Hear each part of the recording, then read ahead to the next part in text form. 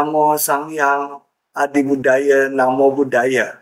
Bersama saya kembali Pasaka Pandita Sasana Wirya Sugianto Sulaiman.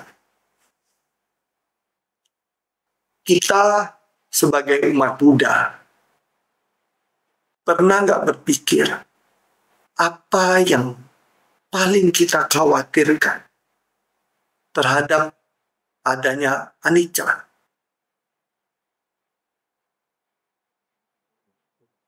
Menurut pengetahuan saya, nama dan rupa adalah dua hal yang paling melekat di diri kita. Nama itu bukan nama seperti saya, nama Sugianto bukan, tapi kepribadian saya. Rupa itu juga kemelekatan yang menyangkut kebiasaan-kebiasaan, adat istiadat, dan keharusan-keharusan yang kita ciptakan. Nah, ini selalu melekat. Nah, inilah yang membuat penderitaan.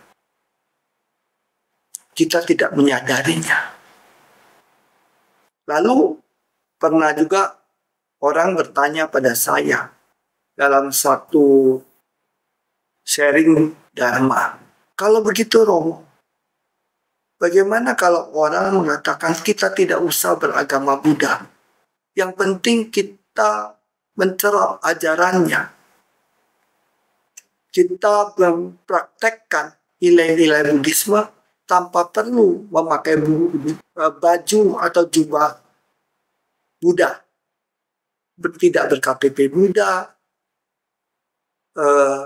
tidak menyebut dirinya sebagai seorang Buddhis, tapi kita menjalankan praktek Buddhisme.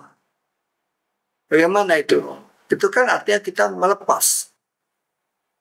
Oke, saya bilang, itu jauh lebih baik daripada Anda mengaku seorang Buddha, seorang Buddhis, tapi Anda melakukan hal-hal yang justru bertentangan dengan nilai-nilai Buddhisme itu sendiri.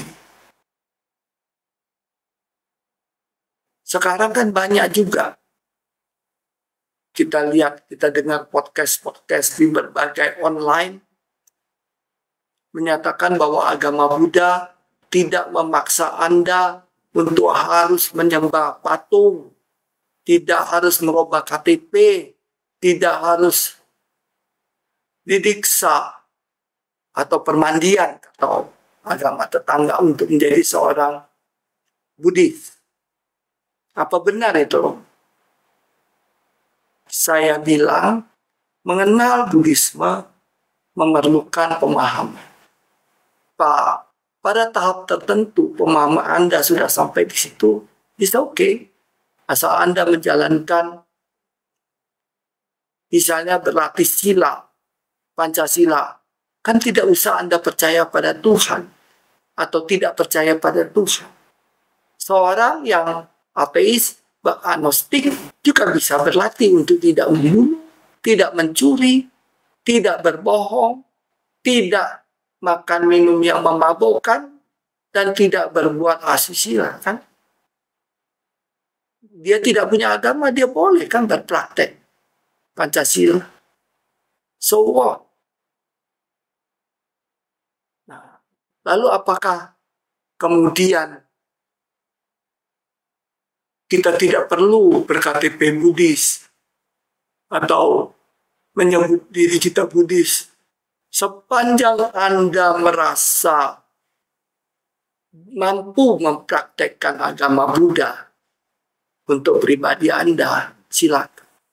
Tetapi menurut saya, bahkan menurut Sang Buddha sendiri, mempraktekkan suatu ajaran harusnya dalam komunitas. Karena itu ketika Sang Buddha memutar roda Dharma yang pertama, beliau kan membentuk sangga. Supaya apa? Supaya kita bisa saling mengingatkan sesama Kalyanamitta, sesama saudara seagama Buddha.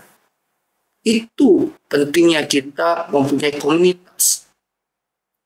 Lalu berKTP Buddha, apakah penting?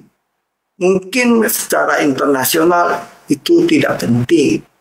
Tapi khusus di Indonesia, kita bayangkan, kita sudah menerima ajaran yang begitu mulia, yang begitu luar biasa dari guru agung kita, Sakyamuni Buddha. Kenapa pula kita masih ragu menyatakan diri kita sebagai umat Buddha? Toh itu tidak membawa kerugian apapun terhadap diri Anda. Pak, itu kan cuman pengakuan yang bersifat di KTP aja atau pro forma yang tidak mempunyai akibat secara dharma. Iya, terhadap dharma pribadi mungkin tidak. Tetapi secara kemasyarakatan, secara statistik, kita penting angka-angka itu. Pernah nggak Anda membayangkan anggaran bantuan pemerintah terhadap pengembangan agama Buddha ini didasarkan pada jumlah umat. Nah, kalau umatnya sedikit, bantuannya kecil. Seperti sekarang ini, bantuan kita cuma 200 miliar. Bahkan mungkin lebih kurang dari itu sekarang. Karena kan efisiensi dan sebagainya. Bagaimana dengan tetangga? Kristen misalnya, sebagai sesama minoritas, mereka memperoleh bantuan hampir 2 triliun. Nah, bahkan 2 triliun, bukan hampir 2 triliun, bahkan lebih mungkin. Bayangkan kita yang cuma 200 miliar. Lalu Hindu, Katolik, mereka mempunyai bantuan 1 triliun. Bagi umat Islam yang mayoritas, mereka memperoleh bantuan dari pemerintah sebesar 7 triliun. Ah, Romo, kita nggak dibantu nggak apa-apa.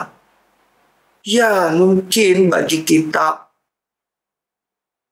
Chinese atau orang-orang tinggal di kota, kita tidak berasa kita memerlukan bantuan. Tetapi saudara-saudara kita yang beragama Buddha di daerah itu memerlukan. Saya dengar ada cerita seorang biksu, bagaimana beliau harus membabarkan Dharma di tempat-tempat di Lampung misalnya, yang jalannya itu sangat sulit untuk dijalani kendaraan bermotor. Bahkan di wihara itu tidak punya listrik, tidak punya air. Bagaimana bisa nyaman untuk berpraktek Dharma, menjalankan ajaran Sang Buddha? Kita kan kalau mau mendengarkan Dharma, nggak mandi, badan lengket semua, perut lapar, haus. Bagaimana bisa berkonsentrasi mendengarkan Dharma? Bahkan Sang Buddha sendiri pun mengatakan kepada orang-orang yang hendak belajar Dharma, begitu mereka sampai, kan disuruh istirahat dulu, makan dulu.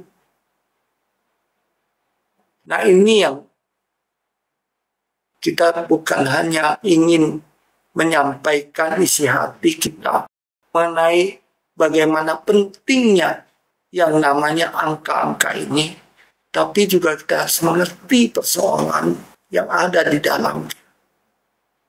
Bantuan yang kecil dari pemerintah sungguh tidak dapat membuat perkembangan agama Buddha menjadi menentukan di Indonesia. Akibatnya apa? Ya, jangan salahkan juga kemudian kita melihat agama kita dijalankan dengan seasalnya. dengan hanya mengandalkan tradisi, hanya menyampaikan apa yang pernah dilakukan, sehingga moral spiritual di dalam ajaran Buddha itu menurun dengan sangat drastis. Akibatnya agama kita ditinggalkan. Agama kita tidak siap dengan pelayanan-pelayanan yang menghadapi kehidupan modern ini. Kesehatan bisa, pendidikan bisa, kesejahteraan bisa. Nah, ini kan memerlukan pemikiran-pemikiran baru. Dan kita harus melakukan studi, harus melakukan pembelajaran. Kita perlu sumber-sumber dari negara-negara Buddhis yang maju. Nah, ini kan semua memerlukan biaya. Mengirim orang misalnya untuk studi di Thailand atau di Myanmar atau di Taiwan misalnya, untuk mencapai tingkat-tingkat yang lebih tinggi, S2, S3 misalnya, itu kan perlu biaya. Kehidupan modern ini mengharuskan kita untuk menghadapi kenyataan memang kita perlu pengembangan di bidang teknologi, di bidang humaniora, bidang-bidang ilmu lainnya, agar agama kita dapat menghadapi perubahan zaman. Apa yang kita bisa sampaikan mengenai AI? Kalau kita tidak mengerti AI itu sendiri. Contoh ya misalnya, dengan teknologi baru ini, AI misalnya, orang bisa bertahan selama-lamanya. Caranya, otaknya direkam, kebiasaannya direkam, dimasukkan ke dalam komputer. Sehingga kita badan jasmaninya itu lapuk, mati, otak itu masih ada, rekamannya. Nah, sehingga ketika kita perlu jawaban dari orang tua kita, kakek kita, atau orang-orang yang kita anggap bijaksana, lalu kita bisa nyalakan aja mesin itu, ketik suara keluar. Apa begitu? Nah, bagaimana dengan agama Buddha?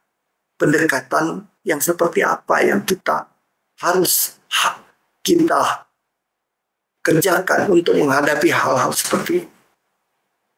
Nah, bagi saya, agama ini, Buddhisme harus dipertahankan. Karena itu kita harus siap tidak siap, harus siap menyongsong perubahan zaman. Toh Sang Buddha juga menyatakan bahwa kehidupan ini pada dasarnya adalah anicca, atau perubahan itu sendiri.